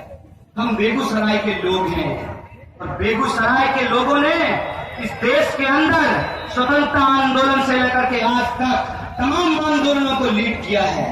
मुझे मालूम है इस देश का इतिहास, मुझे मालूम है इस बेगूसराय का इतिहास, और इतिहास की जब बात करते हैं तो मैं उनको बताना चाहता हूं, जो आज हमारे गृह जिले को मलाइन करना चाहते हैं, उसके नाम को खराब करना चाहते हैं, तो दुनिया को इतिहास पढ़ाने वाला रामशरण शर्मा इसी बेगूसराय की धरती से पैदा हुआ, ये मैं उनको बता देना चाहता हूं। कहते हैं कि समझ शेष है नहीं पाप का, भागी केवल व्याघ्र, जो तटस्थ है समय लिखेगा उसका भी अपराध। इसीलिए दोस्तों, आज जो लोग तटस्थ हैं उनको अपनी तटस्थता छोड़नी पड़ेगी, और हमने अपनी तटस्थता छोड़ दी है। जिसको जो कहना है कह ले, जेल में डाल दे, पुलिस बुला ले, लेकिन हम अपनी लड़ाई को नहीं छोड़ने वाले हैं, क्योंकि ये लड़ाई समानता की लड़ाई है, बराबरी की लड़ाई। इस लड़ाई को हम पे लड़ना है, ये बात उनको हम कह देना चाहते हैं। घबराहट होती है, डर लगता है हमारी आवाज से, डर लगता है हमारे सवाल से। डर तो लगना चाहिए, डर इसलिए लगना चाहिए कि प्रधानमंत्री जी घूम घूम करके दुनिया में देश का सौदा कर रहे हैं, और आने वाले समय में एफडीआई को भारत में निर्बाध छूट देने जा रहे हैं, और रक्षा में प्रत्यक्ष विदेशी निवेश की छूट दे दी गई है, और इस देश में आने वाले समय में खुदरा क्षेत्र में प्रत्यक्ष विदेशी निवेश को छूट दे दी जाएगी। सवाल ये है कि जब बड़ी बड़ी दुकानें खुलेंगी तो किनकी दुकानें बंद होंगी? मैं यहां से इस मंच से बेगूसराय बाजार के अंदर जो दुकानदार हैं उनको आगाह करना चाहते हैं कि देशभक्ति बनाम देशद्रोह के नकली विमर्श को छेड़ करके आपका जो पेट का सवाल है, आपके जो रोजगार का सवाल है, आपके जो बेटी रोटी का सवाल है, उसको भटकाने की कोशिश की जा रही है। बात मैं आपको बता देना चाहता हूं। आप बताइए कि अगर प्रत्यक्ष विदेशी निवेश इस देश के अंदर आएगा तो किसकी दुकानें बंद होगी? अगर बड़ा बड़ा दुकान खुलेगा तो कौन लोग जो रेडी पटरी पे सब्जी बेचते हैं उनकी दुकानें बंद होंगी? वो कौन लोग? वो इस देश के गरीब गुड़वा लोग हैं, इस देश के दलित पिछड़े लोग हैं, इस देश के महिलाएं और अल्पसंख्यक हैं जो किसी तरीके से अपने जीवन में गुजर बसर करते हैं। बहुत अच्छे से इस काम को किया जा रहा है। महंगाई के नाम पे वोट लिया गया, कहा गया बहुत हुई महंगाई की मार, अब की बार मोदी सरकार। हर हर मोदी करके आए थे, हर हर मोदी करके देश को लूट रहे हैं, और जो लोग उनके खिलाफ आवाज उठाता है उसको देशद्रोही बता करके जेलों में डाल रहे हैं। आप हमें बताइए कि अगर हम सबके लिए बराबरी की शिक्षा की बात करते हैं, अगर हम कहते हैं कि देश के बेरोजगार नौजवानों को बेरोजगारी भत्ता मिलना चाहिए, अगर आप उसको रोजगार नहीं दे सकते हैं, हम कहते हैं कि ब्राह्मण हो या दलित हो, महिला हो या पुरुष हो, अमीर हो या गरीब हो, सबको एक जैसी शिक्षा मिलनी चाहिए, इसमें कौन से देशद्रोह की बात है? और एक बात मैं ठोक कर कह देना चाहता हूं मोदी जी को कि आपके पास 56 इंच का सीना हो न हो, लेकिन बेगूसराय के लोगों का दिल 56 इंच का है। लेकिन आपके किसी भी हमले से हम डरने वाले नहीं हैं, हम नहीं डरेंगे, और हम बोलेंगे आपको जितना कहना आप कह लीजिए। हम ये बोलेंगे कि सबको शिक्षा सबको काम, वरना होगी नींद हराम। राष्ट्रपति हो या चपरासी की संतान, सबको शिक्षा एक समान, ये बात हम बोलेंगे। हमारी आवाज है, और हमारी आवाज को कि बार बार दबाना चाहते हैं। मुझे नहीं मालूम कि हमारे बेगूसराय के लोगों को न्यूज चैनल ने क्या बताया। भाई वहाँ चले जाओ, सिक्योरिटी का सवाल है। सिक्योरिटी में साथ में हो, सिक्योरिटी उसका पीएसओ अभी देखा था ना साथ में। नैतिकता होनी चाहिए मीडिया की, उसको बेचकर राज्यसभा पहुंचने वाला का चैनल मेरे बारे में आपको क्या बताया है मुझे नहीं मालूम। लेकिन एक बात मैं आपसे पूछना चाहता हूँ, दिल पर हाथ रख कही हो तमाम लोग, अपना मन पूछियो ऐना सामने खड़ा होकर कि बेगूसराय धरती जेकरा बारदोली कहल जाय छै, जेकरा लेनिनग्राड मॉस्को कहल जाय छै, वहाँ बेटा चोर हो सके छै, अपराधी हो सके छै, गुंडा हो सके छै, लेकिन देशद्रोही नहीं हो सके छै। लेकिन जिन लोगों ने ये साजिश की है, मैं उनको बता देना चाहता हूँ कि मोदी जी नकली वीडियो बना लीजिए, नकली वीडियो का सच हमारे देश के लोग जानते हैं और बेगूसराय के लोग तो बहुत अच्छे से जानते हैं। जब शादी विवाह होता है तो बरमाला का कार्यक्रम हो रहा होता है और पीछे से शारदा सिन्हा गा रही होती है। ये बेटी ब्याह का कैसेट आप सब लोग देखते होंगे, उसी बेटी ब्याह का कैसेट बनाया गया है एक न्यूज चैनल के द्वारा, चेहरा हमारा दिखाया गया, नारा कहीं और का उसके पीछे लगाया गया। तो हमारा नारा अगर जानना चाहते हो तो आओ हमारे आंदोलन में, तब तुमको पता चलेगा कि हम किसके राह पे चलने वाले हैं। हम अफजल की राह पे नहीं, रोहित की राह पे चलने वाले हैं। और हम कहते हैं कि तुम कितने रोहित मारोगे, हर घर से रोहित निकलेगा। हम बाबा साहब भीमराव अम्बेडकर हैं, उनके साथ जो आम जनता का विश्वास जुड़ रहा है, आप उस विश्वास को तोड़ देना चाहते हैं। लेकिन याद रखिएगा मनोज जी कि ईमानदारी कभी हारती नहीं है, और हम अगर ईमानदार हैं, हमारे मुद्दे अगर सच्चे हैं, अगर हम इस देश के बहुसंख्यक के हक की बात कर रहे हैं, तो हमारे मुद्दे को आप हरा नहीं सकते हैं। हमारा मुद्दा जरूर जीतेगा, समाज के अंदर सामाजिक न्याय जरूर आएगी। ये बात मैं आपको कह देना चाहता हूँ। जिस तरीके से रोहित वेमुला और उनके साथियों को एक फिल्म दिखाने के चलते, एक महज फिल्म दिखाने के चलते देशद्रोही कहा गया, उसी तरीके से जब हमारा वजीफा बंद कर दिया गया, वजीफा मतलब छात्रवृत्ति फेलोशिप, उसको जब बंद कर दिया गया तो हम ईरानी जी से पूछने गए कि मंत्री जी, ये आप अभिनय तो बहुत अच्छा करते हैं, थोड़ा शिक्षा मंत्री का काम भी अच्छा से कर लीजिए, आपने हमारा वजीफा क्यों बंद कर दिया है? उन्होंने कहा कि आपका वजीफा बंद नहीं किया है, हमने एक कमेटी बनाई है। हमने कहा कमेटी किस बात के लिए बनाई है? कमेटी तो बननी चाहिए कि कैसे इस देश के तमाम नौजवान जो पीएचडी करना चाहते हैं, चाहे वो किसी जाति के हो, किसी धर्म के हो, किसी क्षेत्र के हो, उनको वजीफा मिलना चाहिए, उसके लिए कमेटी बननी चाहिए। लेकिन आपने इसके लिए कमेटी नहीं बनाई है। आपने कमेटी बनाई है वजीफा बंद करने का जो आपका निर्णय है उसका रिवीजन करने के लिए। देखिए, हम इसको मानने वाले नहीं। आखिरकार उन्होंने हमारी बात मानी नहीं और हमने उनके खिलाफ आंदोलन शुरू किया। जब हमने उनके खिलाफ आंदोलन शुरू किया, इस आंदोलन को हमने कहा ऑक्यूपाई यूजीसी, जिसमें कहा गया fees must be for education for all, इस स्लोगन के साथ उस आंदोलन को शुरू किया गया। ये आंदोलन 90 दिनों तक चला और 90 दिनों के चलने के बावजूद जब उन्होंने हमारा वजीफा नहीं दिया, तब हम लोगों ने तय किया कि हम देश के एक एक विश्वविद्यालय में जाएंगे और अपने लोगों से, विद्यार्थियों से बात करके कहेंगे कि यह सरकार छात्र और नौजवान विरोधी सरकार है, यह सरकार दलित, पिछड़ा, आदिवासी, अल्पसंख्यक और महिला विरोधी सरकार है, यह सरकार गरीब, मजदूर और किसान विरोधी सरकार है। ये बात हम देश के विद्यार्थियों को बताएंगे।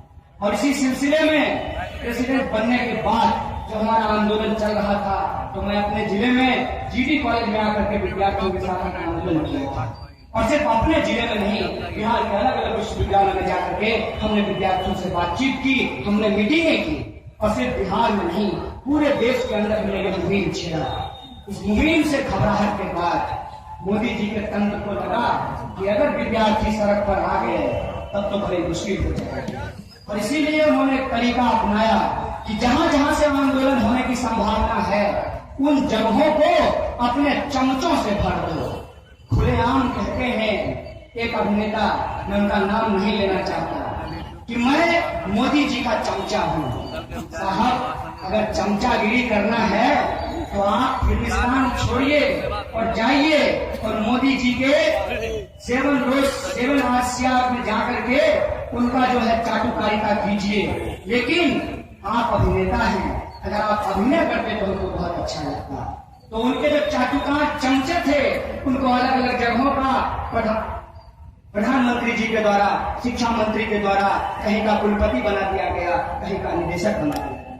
इसी सिलसिले में आप सब जानते हैं कि फिल्म टेलीविजन जो इंस्टीट्यूट है पुणे के अंदर, वहां पे गजेंद्र चौहान को बिठाया गया। Vice chancellor Hyderabad central university को बदल करके अप्पा राव को बिठा दिया गया, जो कि वेंकैया नायडू साहब के रिश्तेदार हैं। उसके बाद जेएनयू के अंदर वाइस चांसलर को बदल दिया गया। ये जो तमाम बदलाव किया गया, ये इसलिए किया गया कि विद्यार्थियों को कंट्रोल किया जा सके। विद्यार्थी जो अपने हक की बात कर रहे हैं, उस हक की लड़ाई को कमजोर किया जा सके। लेकिन इनको शायद मालूम नहीं था, क्योंकि अगर ठीक से ये छात्र आंदोलन भी किए होते तो इनको अनुभव हुआ होता। शायद ये ठीक से इमरजेंसी के दौरान माननीय मोदी जी इंदिरा गांधी के खिलाफ भी नहीं लड़े थे। इसीलिए छात्रों की जो कुव्वत है, जो ताकत है, उसको ये नहीं जानते हैं। और इनको लगा कि वाइस चांसलर बदल देने से आंदोलन का रास्ता बदल जाएगा, लेकिन ऐसा नहीं हुआ। ऑक्यूपाई यूजीसी आंदोलन जो सबके वजीफे की बात करता था, वो जस्टिस फॉर रोहित वेमुला के आंदोलन के साथ जाकर के खड़ा हुआ। जस्टिस फॉर रोहित वेमुला के साथ खड़े होने वाले साथियों के ऊपर जब जेएनयू में देशद्रोह का मुकदमा करके उनको जेल में डाला गया, तो पूरे देश के विद्यार्थी सड़कों पर उठ करके खड़े हो गए और कहा कि शिक्षण संस्थानों का भगवाकरण नहीं करने देंगे, शिक्षण संस्थानों को तुम्हारे चाटुकारों से नहीं भरने देंगे। तुमको अपना पेट बदलना है तो बदल लो, अपना कक्षा बदलना है तो बदल लो, लेकिन तुमको शिक्षा का जो तौर तरीका है उसको बदलने नहीं देंगे। ये बात अक्सर हम लोग संघियों के कच्चे पे सवाल उठाया करते थे और कहते थे कि इनको भारतीय संस्कृति से कोई लेना देना नहीं है। अगर इनको भारतीय संस्कृति से कोई लेना देना होता तो इनको मालूम होता कि इस देश के अंदर जो लोक परंपरा रही है, इस देश का जो इतिहास रहा है, वो गंगा जमुनी तहजीब का इतिहास रहा है।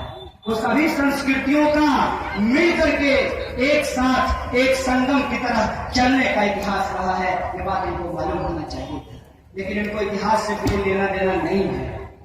इतिहास में जो फेल कर जाए उसको इतिहास से क्या लेना देना है। आज पटना में कुछ पत्रकारों ने पूछा कि बिहार के अंदर टॉपर घोटाला हुआ है। हमने कहा ये तो होना ही था। होना इसलिए था कि जब देश के प्रधानमंत्री और शिक्षा मंत्री के ही डिग्री में घोटाला है, तब तो टॉपर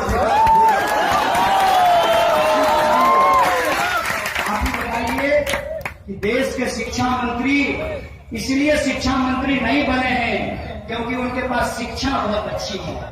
वो शिक्षा मंत्री इसलिए बने हैं क्योंकि वो सास बहू किया करती थी। तो आप बताइए, जब शिक्षा मंत्री ऐसी होंगी तो शिक्षा कैसा होगा, इसका अंदाजा आप लगा लीजिए। लेकिन खुशनसीबी है, संयोग है कि कुछ लोगों को अच्छी शिक्षा मिल गई है और उनको अच्छी शिक्षा मिल गई है तो उसी शिक्षा के अंदर कहा गया है कि आप जिस तबके से आते हैं, आप जिस समाज से आते हैं, उसके कल्याण के बारे में सोचिए, अपनी योग्यता का इस्तेमाल कीजिए समाज को बेहतर बनाने में। आपके सब्सिडी के पैसे से हम पढ़ते हैं, आपके टैक्स के पैसे से हम पढ़ते हैं, इसीलिए हम जानते हैं कि देश की समस्या क्या है और देश में होना क्या चाहिए। और देश की समस्या ये है कि आज भी इस देश के अंदर ऊंच नीच है, आज भी इस देश के अंदर गैर बराबरी है, आज भी इस देश के अंदर लोगों को एक तरीके की शिक्षा नहीं मिलती, आज भी इस देश के अंदर नौजवानों को बेरोजगारी के चलते अपना जान गंवाना पड़ता है। आज भी एक देश की स्थिति है कि लोगों को अपना घर-बार छोड़कर, अपना माँ बाप छोड़कर दूसरी जगह जाकर गालियां सुनना पड़ता है। आज भी देश के अगर इस पर हम सवाल नहीं उठा के सपनों पे चलेंगे और सबके लिए बराबरी की लड़ाई को लड़ेंगे, ये हमारा कमिटमेंट है। फिर भी अगर तुमको लगता है कि तुम देशद्रोही बनाम देशभक्ति का एक नकली विमर्श खड़ा करके तुम इस देश की जनता को भटका सकते हो, तो तुम गलत हो। तुम 2 महीना ऐसा कर सकते हो, तुम 3 महीना ऐसा कर सकते हो, लेकिन शाम को जब आप झोला लेकर के आलू चट्टी रोड में टमाटर खरीदने जाइएगा और टमाटर जब 80 रुपए किलो मिलेगा, तब आपको पता चलेगा कि देश का असली सवाल क्या है। देश का असली सवाल मोदी जी के लटकटिया सूट से हल नहीं होने वाला है, ना की तरह जो पूरी दुनिया का प्रतिमा कर रहे हैं उससे होने वाला है। देश का असली सवाल इस देश के अंदर जो जवान सीमा पे मर रहे हैं उनकी विधवाओं को बेहतर पेंशन देने से होगा, उनके बच्चों को बेहतर रोजगार देने से होगा, उसको नई नौकरी देने से होगा। और इस देश के किसान जिसका बेटा सीमा पे मर रहा है, उस किसान ने जो खेती के अंदर संघर्ष किया है उसकी कीमत देने से होगा। लेकिन आप कीमत नहीं देते हैं, आप फांसी का फंदा देते हैं। आपने रोहित को फांसी का फंदा दिया, आप इस देश के किसानों को फांसी का फंदा दे रहे हैं। लेकिन याद रखिएगा कि रोहित ने भगत सिंह और बाबा साहब भीमराव अम्बेडकर के सपनों को चुना है और भगत सिंह को अंग्रेजों ने फांसी का फंदा दिया था। आज अंग्रेज नहीं है, आपका इतिहास अंग्रेजों के साथ चमचागिरी करने का इतिहास है। आप भी नहीं रहेंगे, मैं ये बात आपको बता देना चाहता हूँ। क्योंकि हम जिस संगठन से जुड़े हैं, ऑल इंडिया स्टूडेंट फेडरेशन, वो इस देश का पहला छात्र संगठन है। 1936 में बना, इस देश के आजादी के आंदोलन के लिए संघर्ष किया और आजाद मुल्क के अंदर सचमुच की आजादी, छुआछूत से आजादी, गरीबी से आजादी, भूखमरी से आजादी, जातिवाद से आजादी, सामंतवाद और पूंजीवाद से आजादी के लिए वह संघर्ष कर रहा है। और आपको दिक्कत तो होगी, आपको दिक्कत होगी हमारे इस आजादी के सवाल से, क्योंकि हम जो करते हैं वो सचमुच का करते हैं, झूठ मूठ का नहीं करते हैं। आप ही बताइए कि जो आपका बच्चा बाहर पढ़ने के लिए जाता है, बाहर काम करने के लिए जाता है, उसको जो दंश झेलना पड़ता है कहीं बिहारी होने के चलते, कहीं पर बेगूसराय का होने के चलते। बिहारी होने का मतलब बाहर में गरीब होना होता है, बिहारी होने का मतलब बाहर में कमजोर होना होता है, बिहारी होने का मतलब गंदा होना होता है। और बेगूसराय की एक पहचान है, बेगूसराय की मिट्टी में कुछ है कि बेगूसराय की जो परवरिश है उसमें ये कहा जाता है कि जहां सही हो उसको सही बोलो और जहां गलत हो उसको गलत बोलो। और यही शिक्षा इस मिट्टी ने हमको दी है। उसी की बदौलत आज एक गरीब परिवार में पैदा होने के बावजूद, एक न्यूनतम आय की परवरिश झेलने के बावजूद, गरीबी और महंगाई का दर्द झेलने के बावजूद हिंदुस्तान के सबसे प्रतिष्ठित विश्वविद्यालय में पीएचडी कर पा रहा हूं। क्योंकि आपने सिखाया है बेटा सही को सही कहना और गलत को गलत कहना, यही बेगूसराय की पहचान है, यही बिहार की पहचान है। ये मैं आपको कह देना चाहता हूं। और ये जो हमने सीखा है इसको हम किसी भी सूरत पे डिगने नहीं देंगे, इसको झुकने नहीं देंगे। क्योंकि हमने सुना है कि एक टहनी टूटकर पतवार बनती है, एक चिंगारी दहक अंगार बनती है, जो सदा रौंदी गई बेबस समझकर मिट्टी वही एक दिन मीनार बनती है। हमको रात्रि का मीनार बनाना है, आपको जो करना है कर लीजिए। क्योंकि आपके किसी चीज से हम डरते नहीं हैं, क्योंकि आप डरपोक हैं, हम डरपोक नहीं हैं। अगर हिम्मत है तो आओ और सामने में पोस्टर फाड़ करके दिखाओ, तब हम समझेंगे कि तुम्हारे अंदर साहस है। सामने में आकर के हमारी आवाज से आवाज मिलाओ और हमने जो सवाल उठाया है उसका जवाब दो, तब हम समझेंगे कि तुम्हारे अंदर हिम्मत है। लेकिन तुम्हारे अंदर हिम्मत नहीं है, तुम चाटुकारों के वंशज हो, उसकी परवरिश में पले बढ़े हो। इसीलिए तुम जिसको वीर कहते हो वो वीर नहीं था, लेकिन हमारे साथी जिसको वीर कहते हैं वो वीर है, वीर रहेगा, क्योंकि इस देश के अंदर बराबरी के लिए संघर्ष कर रहा है। मालूम होना चाहिए आप लोगों को कि ये जो कच्छाधारी है, भगवाधारी, ये किसको वीर कहते हैं? ये सावरकर को वीर कहते हैं। और ये सावरकर कौन था? जिसने अंग्रेजों से माफी मांग ली थी। ये वो सावरकर है, ये वो सावरकर है जिसके बारे में एक आर्टिकल छपा कि सावरकर कहते थे कि बलात्कार को एक राजनीतिक तंत्र की तरह इस्तेमाल करना चाहिए। ये इनकी समझदारी है। ये कहते हैं कि समाज में बराबरी नहीं होना चाहिए, दलितों को जनरल के बराबर नहीं रखना चाहिए, महिलाओं को पुरुष के बराबर नहीं रखना चाहिए, अमीर को गरीब के बराबर नहीं करना चाहिए। ये दुनिया के बराबरी में विश्वास नहीं करते। ये विश्वास किस चीज में करते हैं? ये जुमलेबाजी में विश्वास करते हैं, ये झूठ बोलने में विश्वास करते हैं। अगर इनके अंदर हिम्मत है तो ये हमारे सवालों के सामने रूबरू हैं। हम कहते हैं कि देश के खिलाफ अगर कोई बोल रहा है तो निश्चित तौर पर उसको सजा मिलनी चाहिए। निश्चित तौर पर कानून ने जो न्याय सम्मत है उस पर आधार पर उस पर कार्रवाई होनी चाहिए। लेकिन कौन तय करेगा कि क्या देश के पक्ष में है, क्या देश के खिलाफ है। मोदी जी 5 लाख का सूट पहनकर जनता के पैसे पे वास्को डिगामा का चक्कर लगाना, ये सही बात है। महंगाई की बात, गरीबी की बात, काले धन की बात चुनाव जीतने के लिए करना और चुनाव जीतकर भूल जाना, ये देश की बात है। मोदी जी, ये देश की बात नहीं है। देश की बात ये है कि इस देश के अंदर जब संविधान है और संविधान ने कहा है कि अमीर हो या गरीब हो, गोरा हो या काला हो, मोटा हो या पतला हो, सबका वोट बराबर होगा। जब वोट बराबर होगा तो शिक्षा बराबर क्यों नहीं होगी, ये देश की बात है। और हम बराबरी की शिक्षा की बात कर रहे हैं।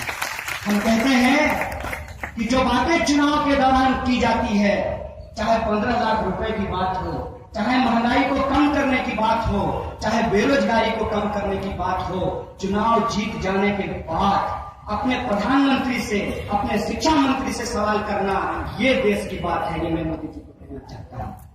लेकिन किसको कहें, किसको सुने और क्या कहें, क्या सुने, ऐसी स्थिति इस देश के अंदर पैदा कर दी गई है। लेकिन एक बात का भरोसा है और वो भरोसा हमको लोकतंत्र से आता है, हमारे संविधान से आता है। क्या देश है और क्या देशभक्ति है, इसको संघ कार्यालय में नहीं तय किया जाएगा, इसको संविधान से तय किया जाएगा कि क्या देशभक्ति है और क्या देशद्रोही है। और अगर हम देश की बात करेंगे तो देश